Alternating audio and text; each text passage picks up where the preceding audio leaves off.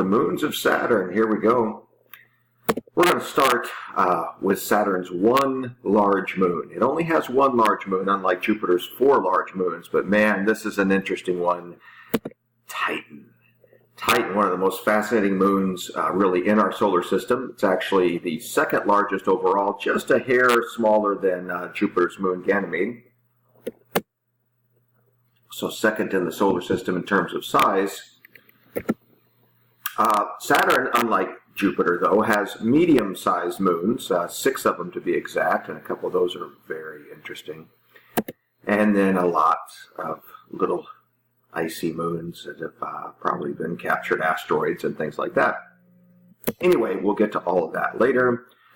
Just like the rest of the solar system, there have just been so many new moons discovered.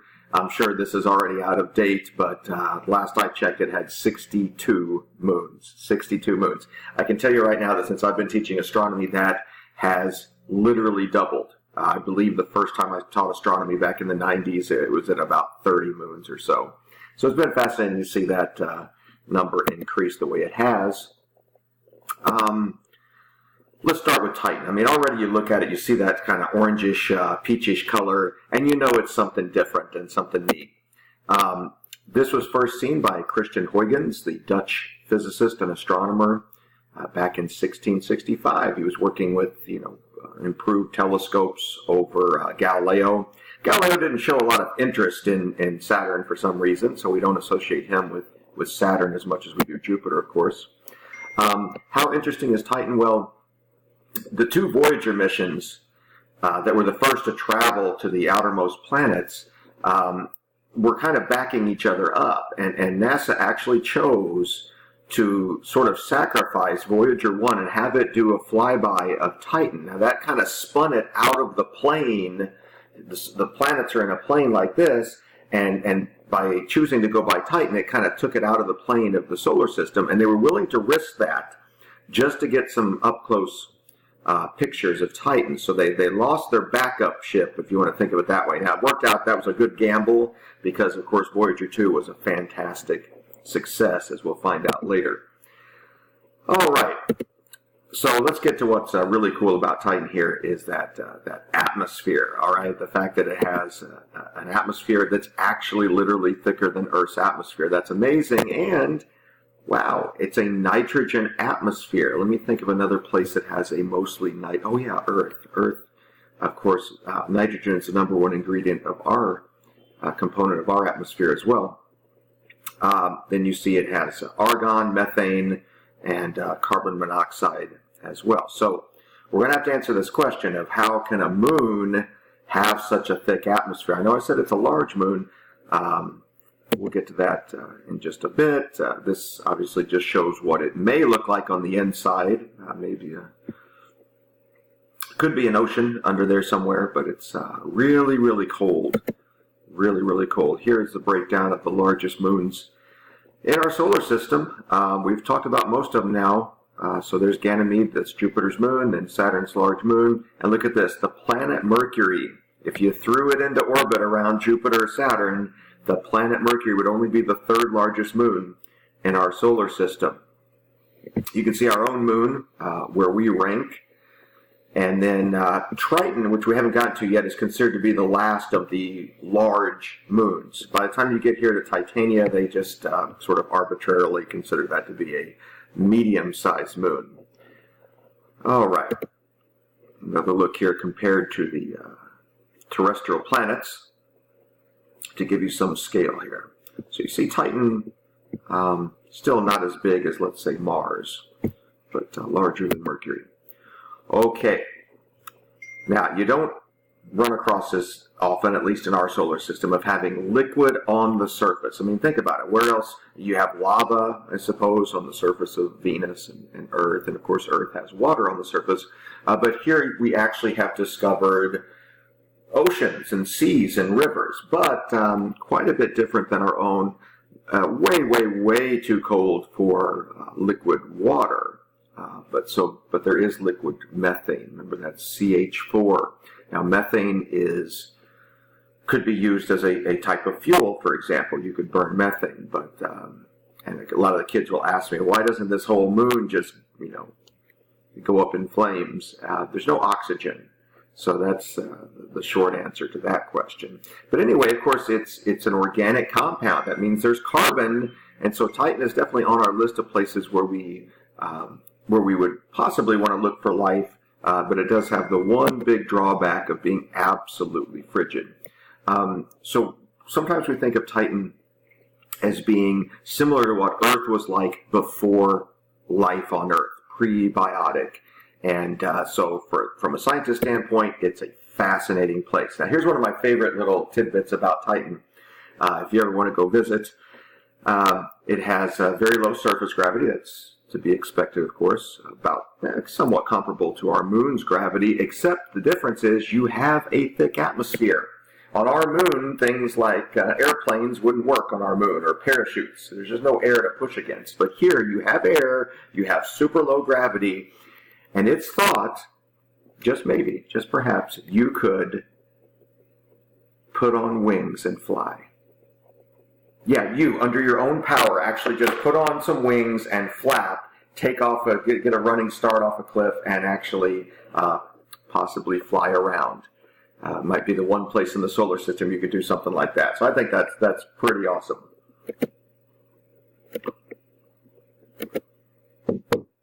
And again, part of what allows Titan to hang on to this atmosphere is the fact that it's so cold.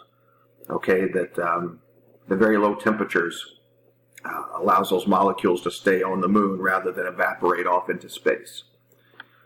Okay, but the drawback of that is that makes finding life there, we think, a lot less likely. It's just energy-wise. Okay, I'm certainly hoping to live long enough to see us go back to Titan and explore. This is just one of the things on the drawing board here. The Titan Mare Explorer would study, land in one of those seas of methane now that we know where they're at, and study it. I would love to see that. Here was one of the pictures. It's probably my favorite picture of Titan from the Cassini mission, and in particular from the Huygens probe. The Cassini mission early on had a little probe that detached from it called the Huygens probe that landed on Titan. It's one of the few times we've landed on any other object in the solar system, right? Other than our moon and Mars. And in this case, this picture was taken as it was going into the atmosphere there of Titan. Look at that. What you're seeing there, the black area there, that's the methane. That's a sea of methane. Now, it may not be a very liquid. It may be more of almost like a pudding or something like that because of that extreme cold. But anyway, there it is, just sitting there. Carbon, one of the main things we look for, right, to look for life. And, of course, again, a type of fuel, and it's all just sitting right there. As a matter of fact, at the bottom there, the white, those are actually clouds. A lot of students assume those are some kind of polar cap. Those are clouds, meaning that it probably rains fuel on Titan. It actually rains liquid methane. Pretty awesome. Further down, as it was landing, the Huygens probe took pictures like this. Look at that. That's a delta. That's a delta. There's a shoreline of the liquid methane sea. Just amazing. Again, we don't see liquid sitting on the surface of a place too often. Pretty awesome. That was done with radar. There's why it looks a little different. Look at that. Just islands out in the sea of methane. I'm not sure if my little video here is going to work. So we're going to go straight to the pictures. So these are kind of like dunes. They describe them as dunes. So that's solid land. We didn't land in one of the mare, one of the liquid regions. This is where it landed.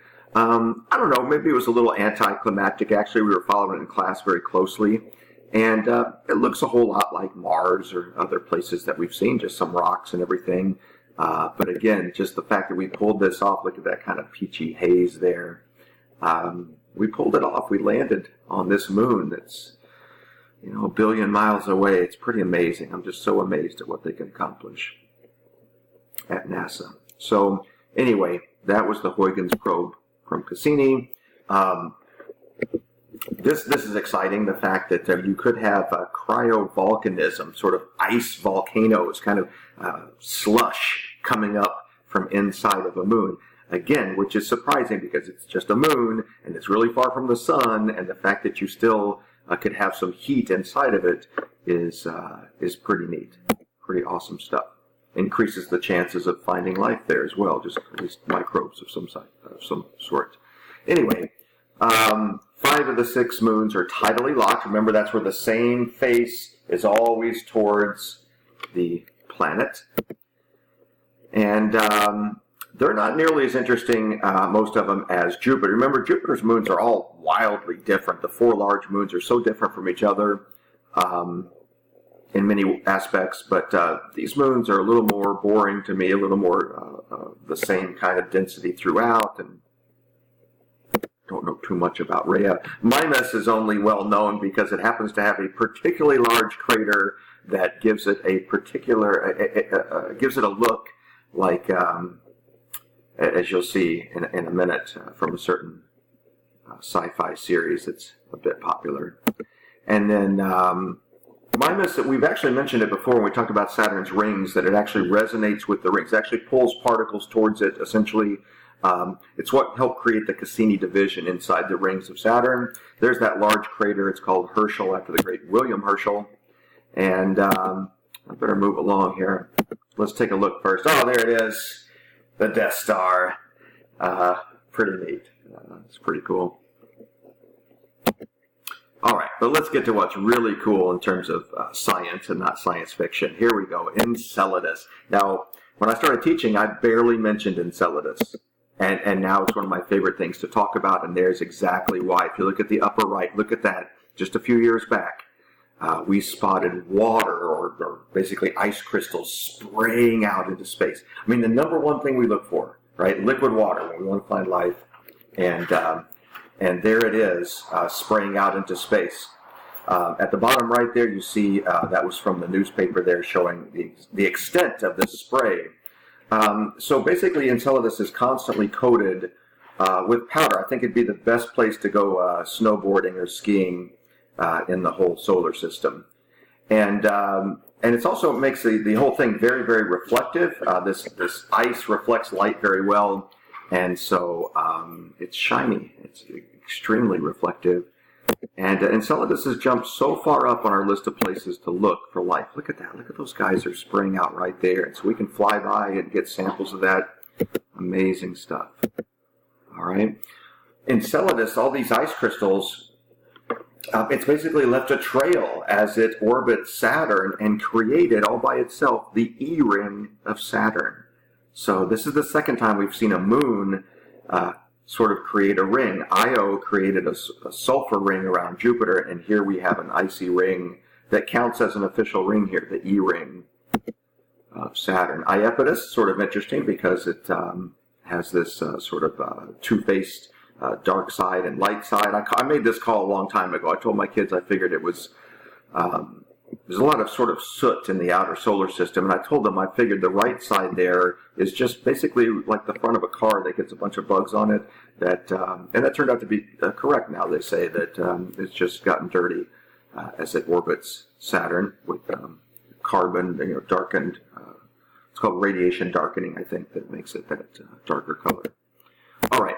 And very quickly here, the little moons. Now, even the little moons may not be interesting in and of themselves, but their orbits are fascinating. Let's start with Janus and Epimetheus. These are 2 moons that when they catch up to each other, it's going to be hard to demonstrate, they actually switch orbits. Every time they catch up, it's like 2 runners on the track, and they, oh, you know what, let's switch lanes. Pretty neat stuff, Janus and Epimetheus, so we call that co-orbital.